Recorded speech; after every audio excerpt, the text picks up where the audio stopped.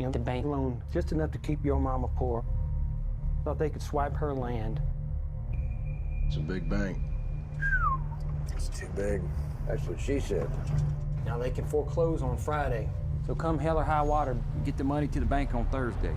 and then you are free and clear.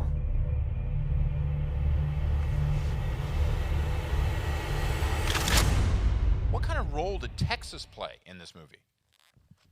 Although we shot in New Mexico, it played an enormous part. I mean, it's part of the whole sort of spirit of it. The really sad thing is the spirit of Texas is in every kind of pore of this film, and I think we all kind of tried to embrace that. I think obviously the writing has a huge part of it, and the casting of all of the kind of characters that populate the landscape, and we shot like in Clovis, New Mexico, 3 miles from Texas border, so we were as close as we could be. These boys, they aren't done yet, I'll tell you that.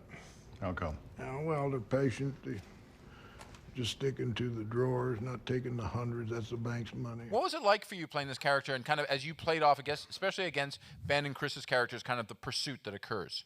This area where we filmed was all part of Comancheria, which was actually the title of our movie originally. It was called Comancheria, which is the name of this large area that the Comanches ruled for so long. The relationship between the two brothers is the essence of this movie in many ways. This is the pursuit by Jeff and Gil. Tell us a little bit about how it was working together, and how you found the rhythm of creating a backstory with not a lot of time to create one.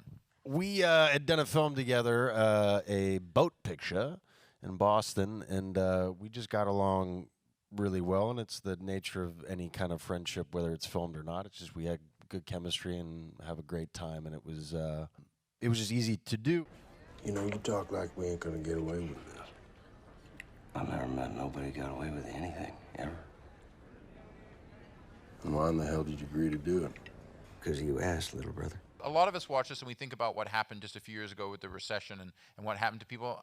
What do you think that message is? What's most interesting is the way that it's presented in an emotional way. What Chris was saying about love, and how do we love the ones we love? How do we take care of the people that are closest to us? And what would you do for the person you love the dearest? And that's where the lines of love get blurred in terms of ethics. These are not good or bad people, any of us. The bigotry, the racism, the inability to say I love you with eyes meeting, it's a complicated world, and I give full tribute to David and Taylor for that. You know, I always feel like an indigenous character kind of gets rooted in some respect to the relationship that culture has to Mother Earth. And then I think this character in this movie really had an assimilation level, and it expressed itself in the dynamics of the relationship, being, kind of racist comments, but on a broader perspective, realizing how difficult it is for someone from my culture to integrate, into a mainstream, a man who wants to provide for his family, take care of his own, and being very conscious of the history of how this cycle of domination has occurred, where this used to be our land, and now, these people have come to take it, and now the banks are coming to take it from them.